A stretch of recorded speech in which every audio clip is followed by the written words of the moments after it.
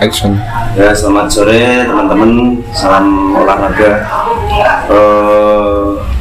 Saya kali ini bersama Mas siapa? Denif. Kita mau ngobrol-ngobrol santai lah mengenai situasi sepak bola sekarang. Tapi kita sekarang mau ngobrol masalah, enggak masalah sih, tentang satu klub yang sekarang luar biasa ya menurut saya, ya, dari Premier League, yaitu Liverpool FC. Secara sejarah itu sangat luar biasa dan mereka tahun ini, season ini, wah, on fire banget.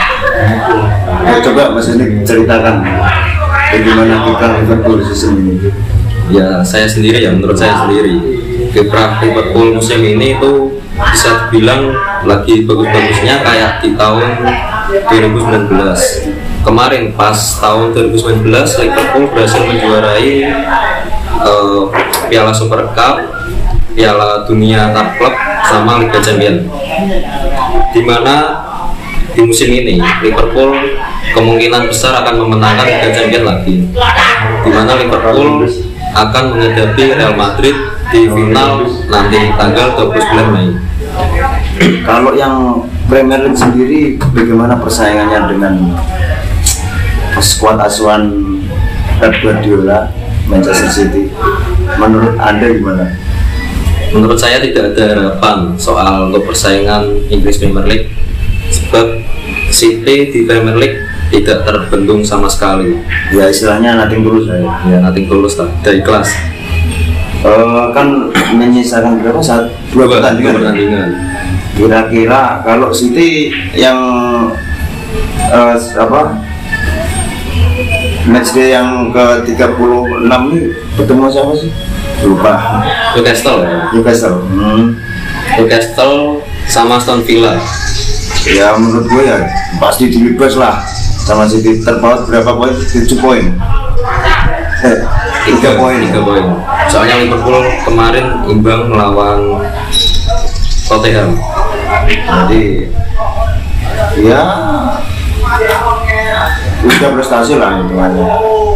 Kalau kan finish di peringkat 2. Sekarang yang tersisa itu hanya Liga Champions sama kemarin kan baru berhasil, jadi ada kesempatan treble ya, cuma yang kedua kan piala lokal, enggak kalau Eropa semua itu. Iya, Mas ini kalau kita bicara Liverpool ya, pasti secara taktikal Anda gimana pakemnya Liverpool itu? Kenapa musim ini mereka bisa sangat owning istilahnya? Kalau menurut saya dari segi statistik ataupun dari segi strategi dari Jurgen Klopp sendiri masih melakukan gegenpressingnya dari musim ini ataupun musim sebelumnya, masih memakai pakem itu gegenpressing dengan formasi 4-3-3, dimana sekarang lebih mengutamakan Luis Diaz daripada Diego Jota. Luis Diaz, Mane sebagai second striker, sama Mohamed Salah di sektor kanan. Ya, kalau kan itu kan trio penyerangnya ya yang luar biasa. Cuma dari segi kreator serangan sendiri Liverpool itu bertumbuh pada siapa sih?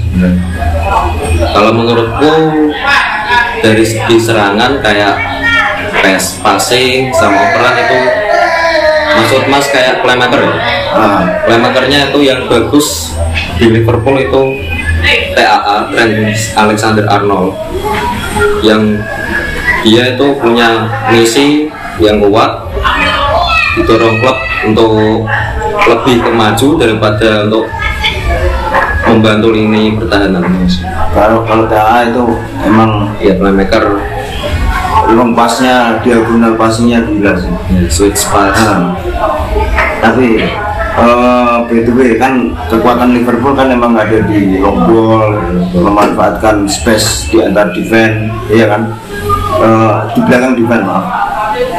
Kalau peluang peluang Champions League lawan Real Madrid dengan Karim Benzema-nya, dengan Modric, dengan Rodrigo ya, Vinicius. Gaya Spartanya Madrid itu menurut Anda gimana? Ya, final ini merupakan final rematch di tahun 2017-2018 lah ya, di mana Liverpool pada saat itu takluk dengan skor 3-1. Di pertandingan dulu itu kayak kurang sportif, di mana Muhammad Salah itu dilanggar kayak di itu kan udah bagian dari ini strategi. Enggak strategi sih, lebih ke arah ini kecerdikan pemain lah. Kan kita tahu sendiri kan, Ramos langsung Casemiro, langsung Kroos, Modric itu kan secara mental kan luar biasa dia. Terus dia tahu tumpuan Liverpool itu di mana. Kayak yang diandalkan gitu. Kalau sekarang kan, kalau menurut saya sendiri ya, Liverpool itu kan lebih menyeluruh, nggak tergantung satu pemain. Yang ini problemnya kan kemarin kan pas final Piala FA, Salah kan cedera Di menit 33. Pas ya untungnya kan ya adu penalti kan itu kan 50-50, untungnya menang lawan Chelsea. Terus apakah ada kemungkinan di Liga Champions Salah main? Ya, kalau saya sendiri kemungkinan dimainkan, soalnya di cedera tadi malam itu tidak begitu parah, sehingga besar kemungkinan di tanggal 29 Mei nanti Muhammad Salah akan diturunkan sebagai starting 11 ya. Soalnya kan Salah mempunyai dribble yang sangat bagus, bisa membuka ruang, bisa membuat celah, sehingga Luis Diaz ataupun Sadio Mane berhasil memanfaatkan ruang kosong dari lini pertahanan Real Madrid itu sendiri. Nah, ketika kita bicara Champions League ya, itu kan Madrid kan kita tahu sendiri, main jelek pun ya bisa menang.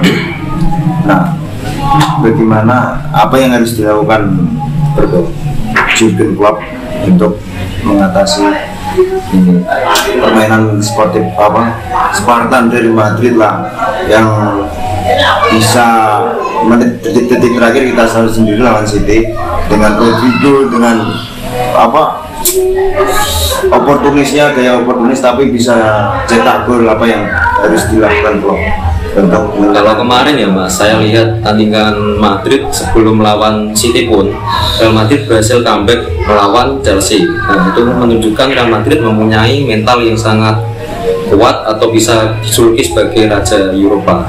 Itu sendiri lah, pantas lah julukan itu disandang oleh Real Madrid. Soalnya kan terbukti dari pertandingan melawan Chelsea dan Manchester City, mereka menunjukkan di menit-menit terakhir pun, belum waktu 90 menit itu tandanya sepak bola belum usai kan? Masih ada banyak drama di sana, dan Real Madrid pun menunjukkan itu.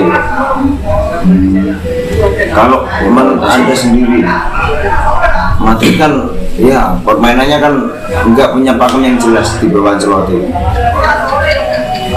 Sisi dari segi apanya yang bisa diekspos kelemahan Real Madrid untuk Jurgen Klopp-nya Liverpool? Kalau saya sebagai Jurgen Klopp ya, itu harus menguasai lini tengah. Kenapa kok demikian? Karena Madrid mempunyai 3 senior lah, bisa dikatakan gitu.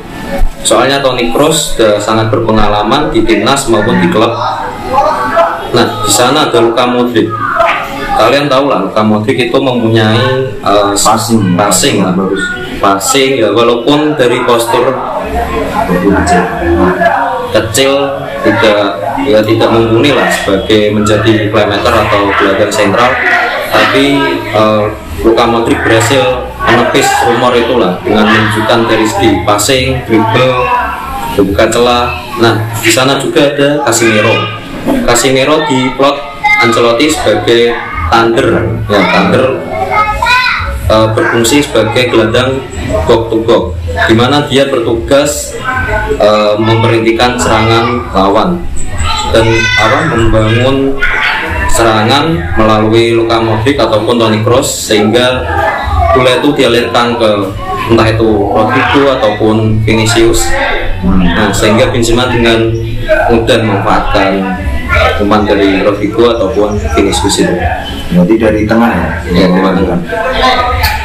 Kalau secara ini kan tanggal berapa sih Pak? 29 Mei. Kemungkinan salah bisa main nggak?